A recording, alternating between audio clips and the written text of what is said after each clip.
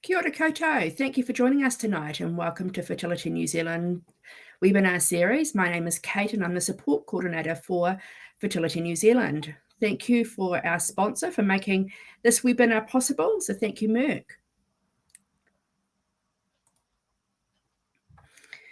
Fertility New Zealand walks alongside all people facing fertility challenges. We do this by providing support, information and advocacy. You can contact us through our helpline or on our regional and topic support groups. Or contact us through social media. We're on Facebook, Instagram, and LinkedIn. You can also join us and become a member. Membership is free, and by joining us, you support the valuable work we do.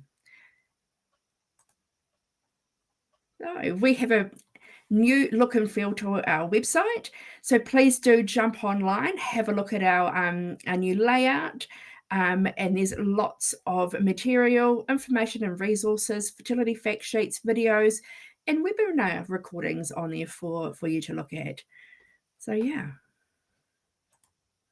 So welcome along to tonight. Tonight's webinar is genetic testing and what to expect with Repromed's embryologist and Fertility New Zealand board advisor, Allecia Swale.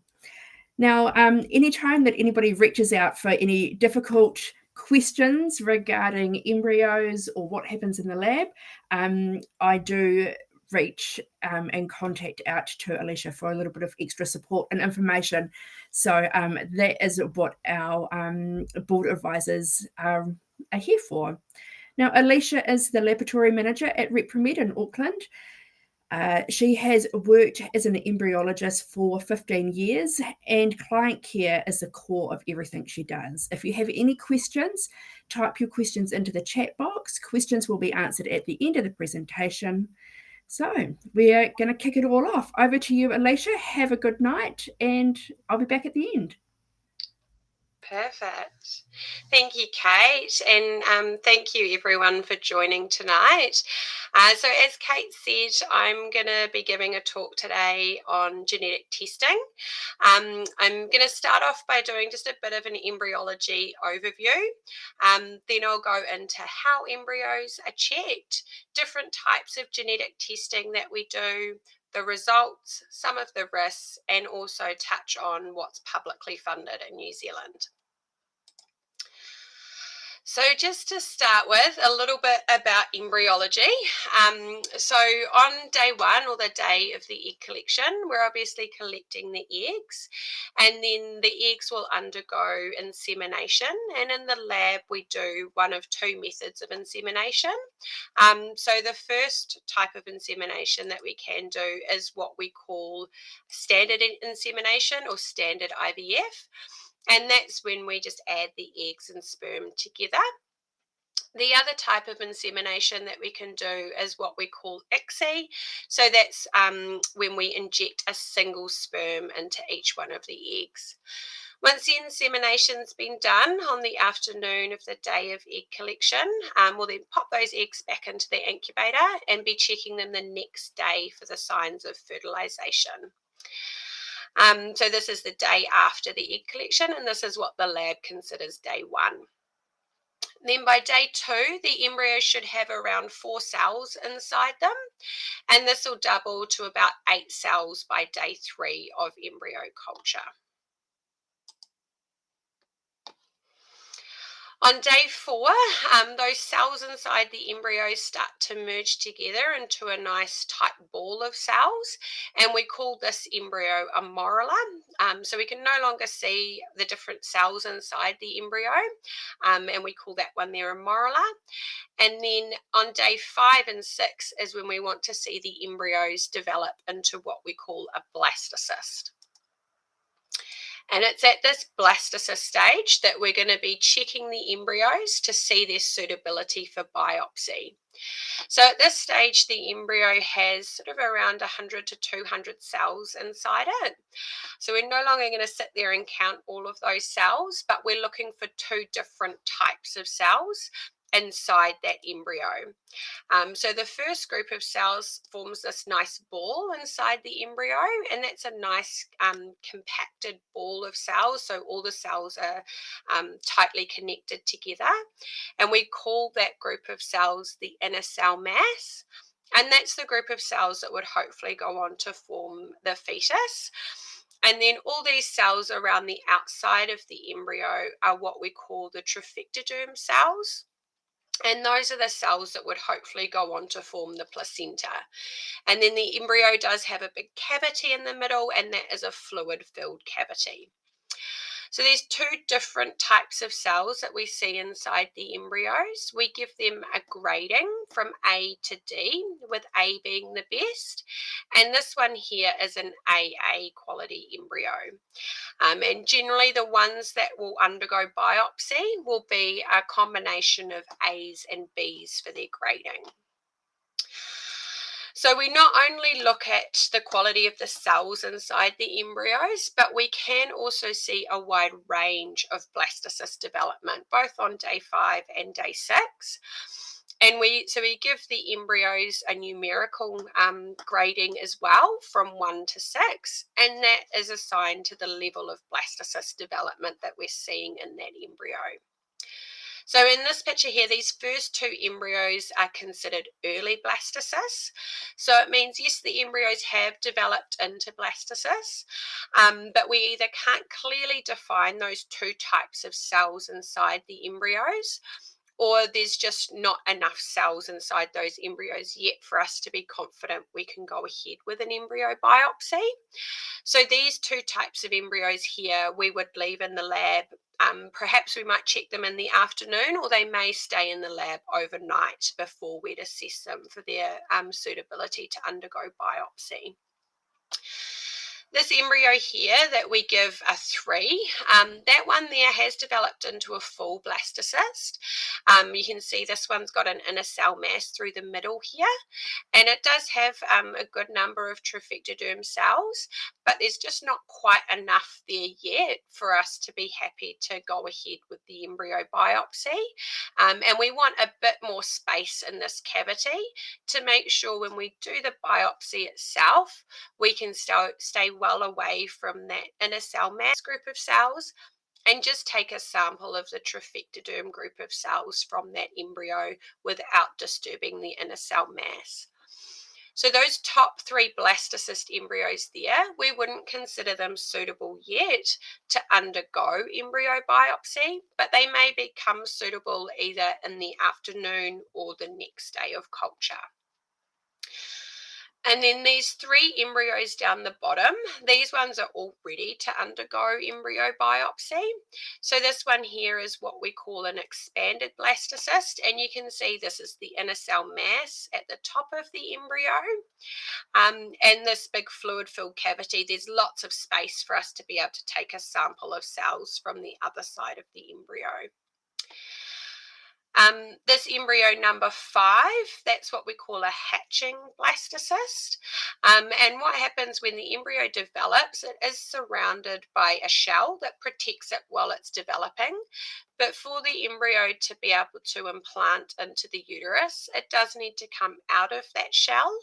And we call that process hatching. So this part of the embryo here has come out of the shell, and the embryo would continue on that process, but it can be very easy for us to just take a sample of these cells here and send those off for genetic testing. And then this last embryo here is what we call a fully hatched blastocyst, and that one there is definitely suitable for biopsy as well. So this next slide here, I have just got a video of a biopsy being done.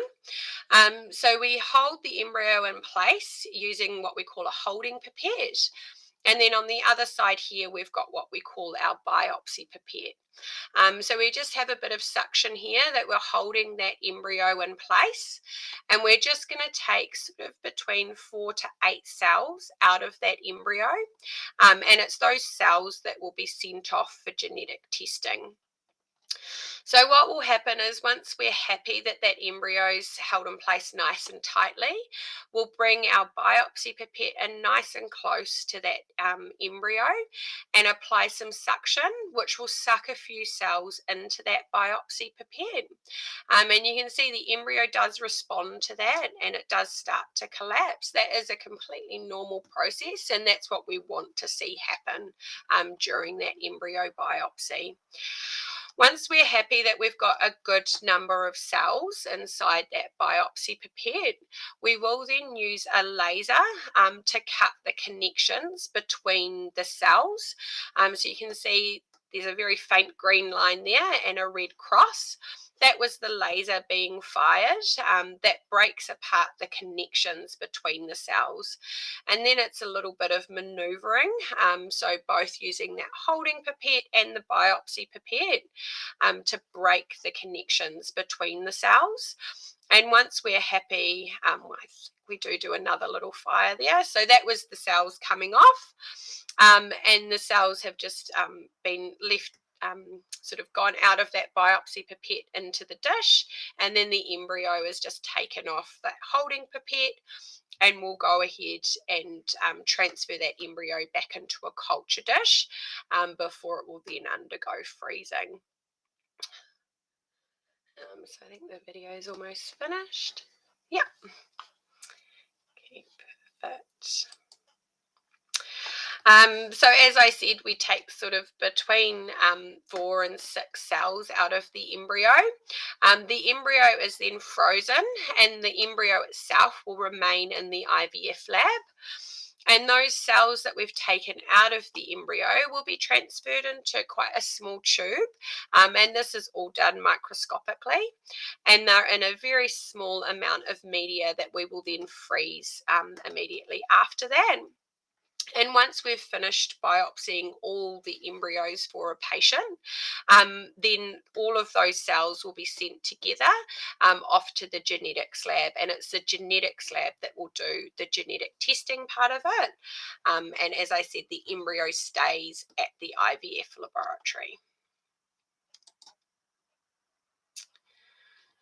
Okay, so there are a few different types of genetic testing methods that we can use, but just before I go into that, it is really important that we just understand a little bit of genetics.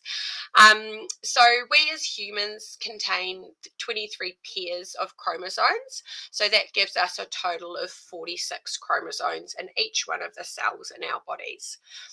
But when we make eggs and sperm, we need both the egg and the sperm to just contain one copy of each of those chromosomes. So during that egg and sperm production, they will extrude out one of each of the chromosomes, so that then when the egg and sperm come together to make the embryo, they can combine that genetic material to give the embryo its 46 chromosomes, so one coming from the egg and one coming from the sperm. Now, the chromosomes are really important. They obviously contain all of our DNA. And if you think of it like the chromosomes contain all of the instructions that our cells need, so the cells in our bodies need, to be able to tell them what to do and function as the specific type of cell that they are.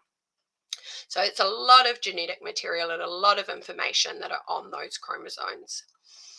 So there's 3 types of genetic errors that can occur that we can detect with the genetic testing that we use to test embryos. The first one is something that we call monosomy or trisomy. So monosomy and trisomy are genetic terms. And essentially monosomy means 1 and trisomy means 3. And we're talking about copies of the chromosomes. So in this picture here, this is a picture of the chromosomes or human chromosomes. And you can see in this picture, we've got 3 of chromosome 13. So that one there is a picture of a trisomy genetic code that has an extra copy of one of the chromosomes. So that's one type of genetic abnormality that we can look for. Another one is something that's called a single gene disorder, and essentially this is something that is known to the individual, and it will be a single error in one of the genes. So if you think of that, it's a single error in one of the instructions on the chromosome. So it can be quite a small genetic error in terms of the amount of information that's changed or that's wrong. And it's a very specific error that we would be looking for. And then the last type of error is what we call a translocation. And again, this is a genetic term, translocation. And essentially what this means is it's a rearrangement of the genetic material. So in this picture here, it's showing a translocation. So what has happened is that one of the light green chromosomes, a little bit is broken off it and it's swapped with that dark green chromosome. So it's just a straight swap of the material. And in the individual that carries this type of what we call a balanced translocation, they haven't had a gain or a loss of any genetic material. It's just been rearranged. So it may not have any implications at all for that individual, but in terms of how the sperm or eggs are made, it can result in an unbalanced amount of genetic material. So say if the egg or the sperm inherited these two chromosomes with the that it got the switch in information, then it would have the right amount. But if it inherited an uneven combination, then it would have a reduced or an extra part of one of those chromosomes. So again, that's a very specific type of genetic error. So for each one of these errors that we see, we have a different type of genetic testing that's used to detect it. So the first one, and probably the most common one that we do in the IVF lab, is what we call PGTA or aneuploiding. So this is a test that's looking to see that all 23 pairs of chromosomes are there and that they're in the right size. So it's looking for big changes in the genetic code. And this type of testing can detect something like Down syndrome in the embryo. The next type of genetic testing that we can do is something called PGTM or monogenetic testing. And this is a type of testing that we use when there's that single gene disorder. So it's very specific testing, and it would only be looking to see a specific inherited disorder. So either the parents that were creating the embryo would know that they carry that disorder, or that they are affected by it, or it may be that they have an affected child. There is a little bit more involved in the workup to undergo this type of testing. We do need to provide the genetics lab with full genetic reports, and sometimes we do need to provide the lab with blood samples depending on what type of testing is being done. But this type of testing is used to detect things like cystic fibrosis or Huntington's disease in the embryos. And then the last type of testing that we do is what we call PGT-SR, and this is looking for structural rearrangements. So this is looking for that translocation, and what we can detect in the embryos is if there's unbalanced translocations in the embryos. Again, it's very specific type of testing, and we look to see exactly what type of translocation one of the parents has to detect that specific abnormality in the embryos.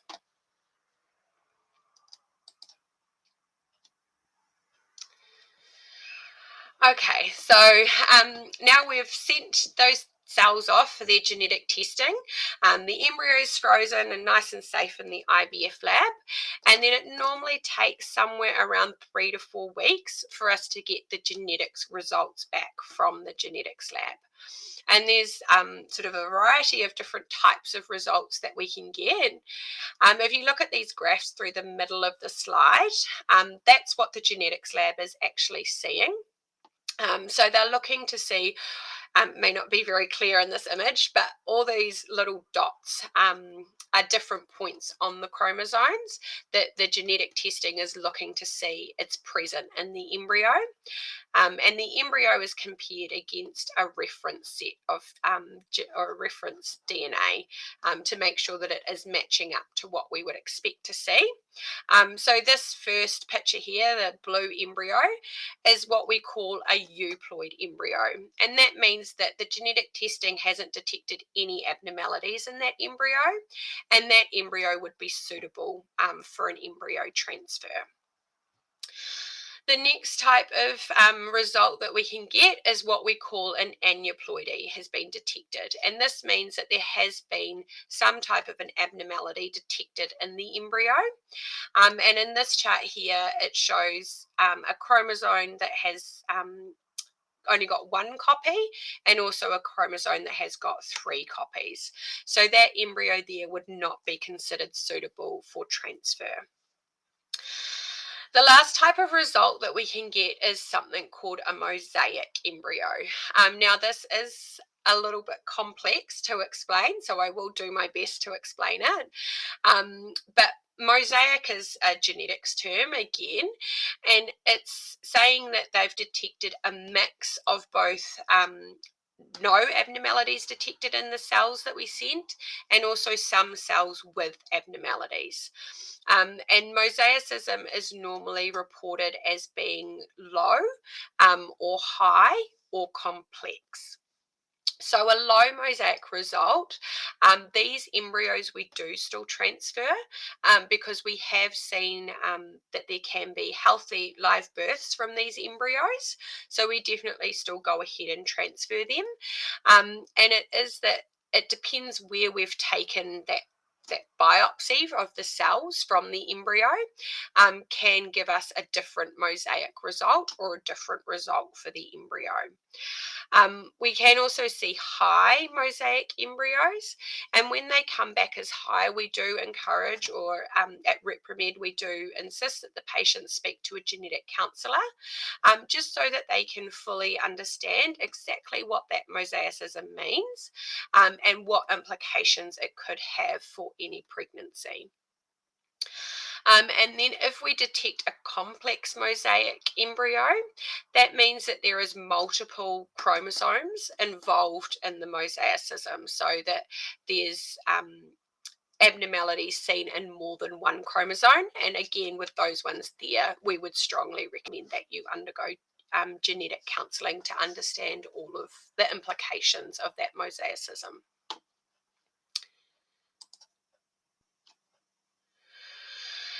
Okay, so with any type of procedure that we do, there is always risks associated with it, and it is the same for genetic testing. So we have a lot of criteria in place for which embryos we will and won't biopsy. So they do need to be a good quality embryo. We want them to have that combination of A's and B's for their grading. But there is still a risk that the biopsy procedure itself can impact on the embryo's potential to then go on and form a pregnancy. It is a very low risk, but it is still a risk that's there. And that's regardless of what the genetic result comes back as. So even if the genetic result came back that there was no abnormalities detected, that damage could have already been done to that embryo and could be severe enough that it takes away the embryo's potential to then go on and form a pregnancy. There's also the risk that the DNA, so the genetic material, the chromosomes, start to degrade inside those cells before the testing is able to be done on them. So again, this is part of the reason why we have a lot of criteria in place around the quality of those embryos, because we need to make sure that the cells that we're taking out of the embryos are good quality and will hopefully be able to survive that process of going through and being put into a tube, freezing, and then shipping to the genetics lab.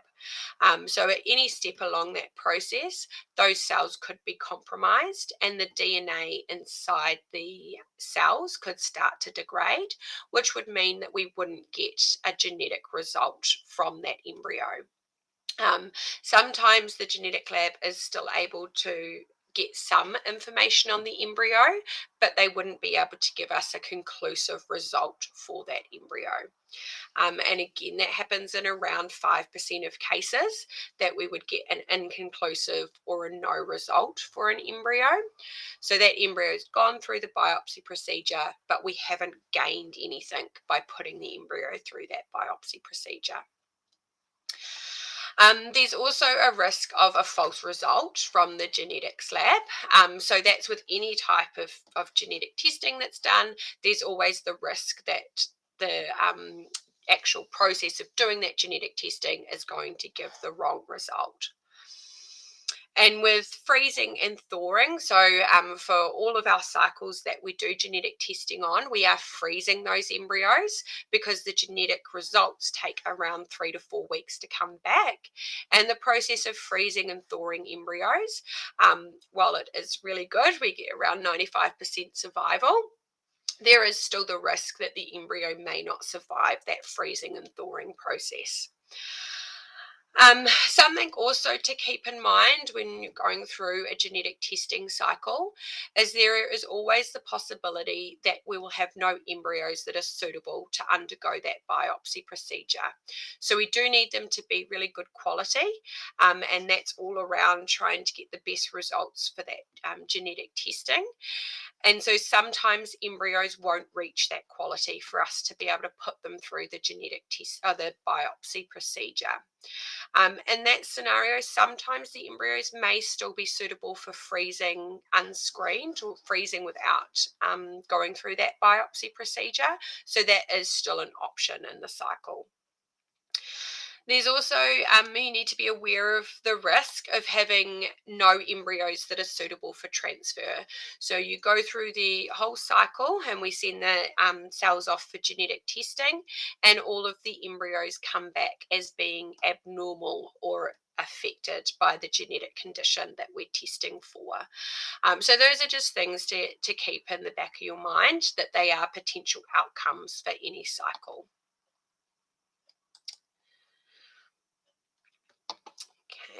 And so then just lastly, going over what is publicly funded. So the Northern Regional Funding Board will fund for what they call PGD. So this is diagnosis testing. And what falls under that is PGTM and SR. So those are the only two types of genetic testing that we can do via public funding. And we have to have evidence that the future individual would be seriously impaired by the disorder. There also has to be evidence that there's a 25% or greater risk of a pregnancy being affected. So all of those things would be assessed by your doctor to see if you were suitable to meet that public funding criteria. There is also age restrictions and BMI restrictions to be eligible for public funding. You do have to be a resident, a non-smoker, and there can't be more than 2 children at home. Because genetic testing does reduce the amount of viable embryos that are available for a transfer, there is also some criteria around ovarian reserve, and this is to try and ensure that we get a good number of eggs to hopefully create a good number of embryos to give a good potential to have a suitable embryo for transfer once we get the genetic testing results back. There also needs to be no more than 2 unaffected children at home, although there is some case to put forward for a review on that, as the NRFS may consider some circumstances outside of that. And that is the end of my talk for this evening. So I guess I open it up to if anyone has any questions for me.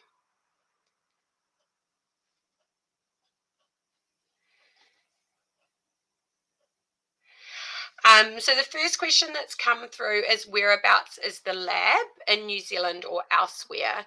I'm assuming you're talking about the genetic testing lab. There is a lab down in Christchurch that's used, and also we at Repromed use a lab in England as well.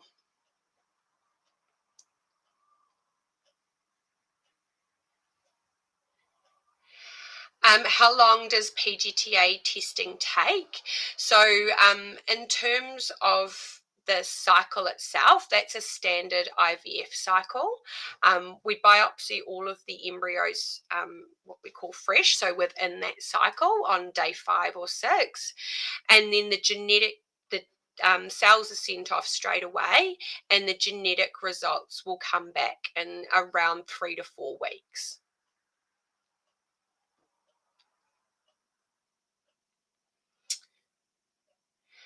So the next question is, does IVF or ICSI have better fertilization rates? So that really comes down to the reason that you're undergoing IVF treatment. We see good results from both IVF and ICSI. We normally like to see sort of above 60% fertilization, and we generally will only do ICSI if there's an indication for that, and that's based on your fertility history.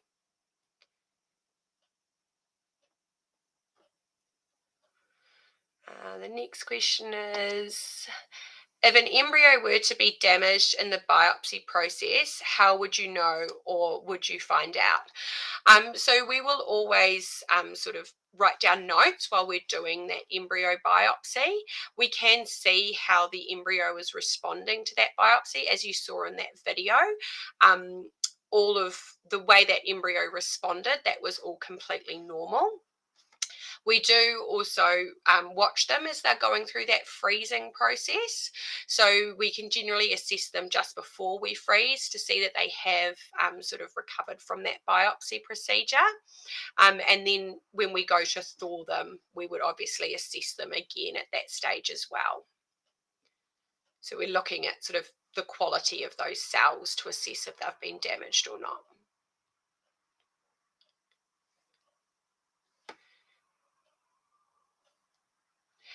So the next question was, if the embryos are not suitable for biopsy, can we still go ahead with a transfer?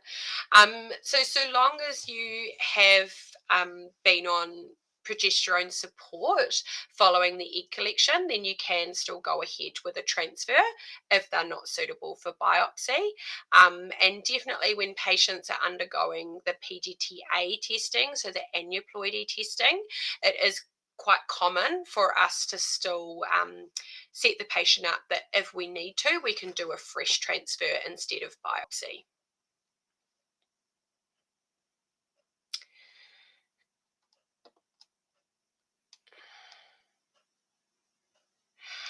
So the next question was, when do we use the lab in England for Repromed, or is it a general rule for Repromed? So Repromed will send all of our PGTA testing over to the lab in England.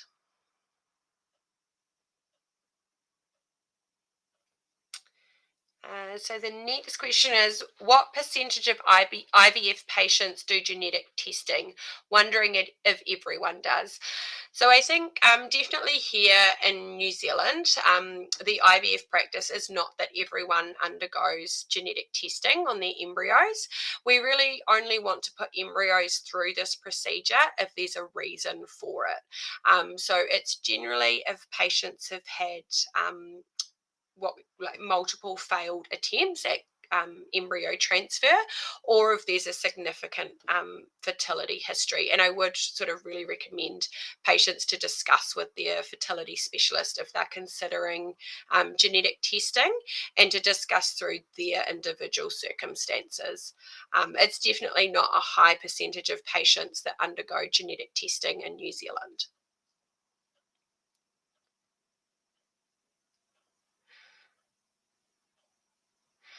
So the next question was, what are the benefits of sending the genetics to the England lab?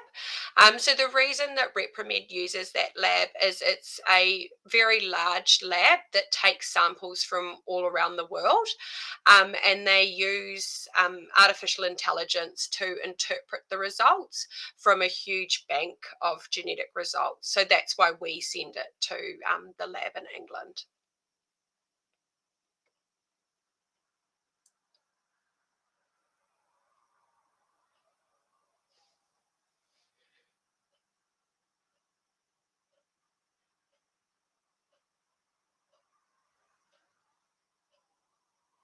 Sorry, I'm just reading this question.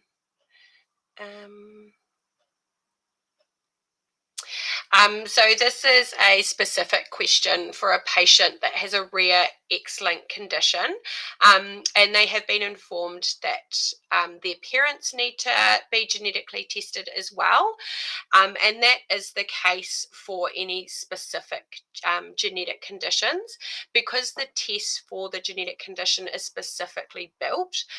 So it's not standard testing. They do need quite a bit of genetic information, quite often from wider family members, to be able to make sure that they can definitely pick up the disorder that they're looking for, or the genetic condition that they're looking for.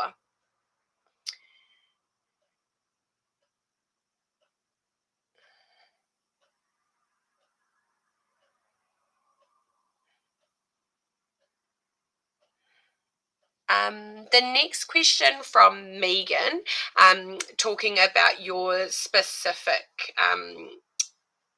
sort of history. I think you would be best to discuss that through with a clinician. It would depend if there is a specific genetic link to that condition that you're describing there. I wouldn't be able to tell you definitively sort of over in this forum.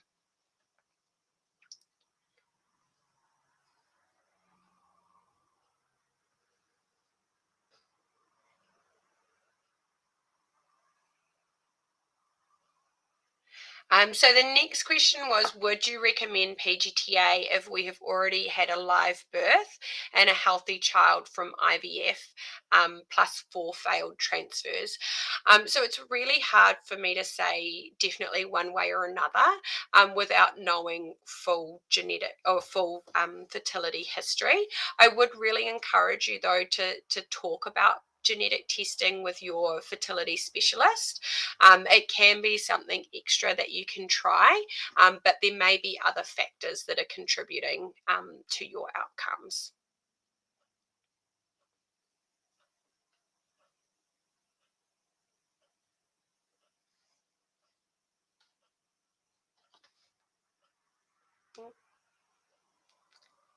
Is there another question there, or?